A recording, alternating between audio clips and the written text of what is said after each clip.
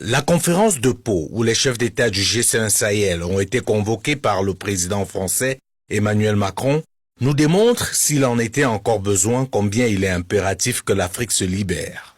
C'est le Tchad, le Niger, le Mali, le Burkina Faso et la Mauritanie qui subissent, mais une fois de plus, c'est en France qu'on pense trouver la solution. Ce sommet, mené avec arrogance, mépris et condescendance par le chef de l'État français, est bien la preuve que l'Afrique souffre de ses dirigeants. Comment penser objectivement que c'est la France qui va régler le problème du terrorisme dans le Sahel? Quel intérêt elle a à le faire? La France aime-t-elle tellement l'Afrique au point d'envoyer ses soldats mourir pour nous? Il faut définitivement qu'on arrête de se mentir à nous-mêmes.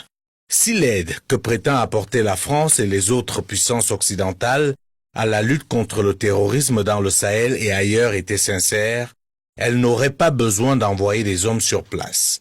Les pays en question ont des armées, ont des hommes d'expérience qui ont un avantage stratégique que les soldats français, américains, allemands ne peuvent pas avoir. Ils connaissent le terrain, maîtrisent la langue, sont habitués au climat. Ce qui manque à ces derniers, ce sont les moyens.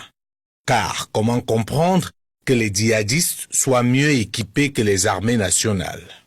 Non, l'Afrique n'a pas besoin de la France, c'est bien le contraire. Et ceci est valable pour la lutte contre le terrorisme, comme pour les autres domaines, la monnaie par exemple. Il faut que nos dirigeants arrêtent d'aller se prosterner en France pour demander une aide dont nous n'avons pas besoin. C'est pas à eux qu'on va apprendre la maxime « pas d'intérêt, pas d'action ».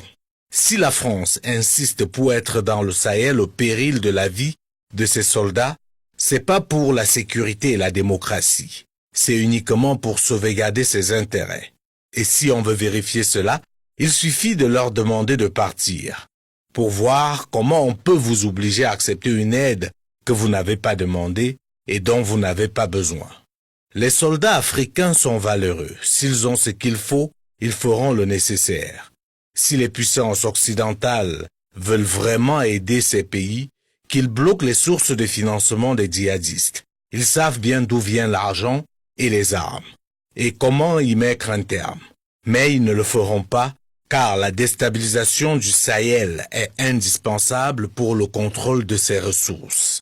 Et rien de mieux que l'insécurité, le désordre et la peur du chaos pour faire ses courses à l'insu des véritables propriétaires. On l'a dit et redit plusieurs fois. Personne ne libérera l'Afrique à sa place. Les puissances occidentales et les autres grandes puissances sont dans leur rôle. À nous de jouer le nôtre.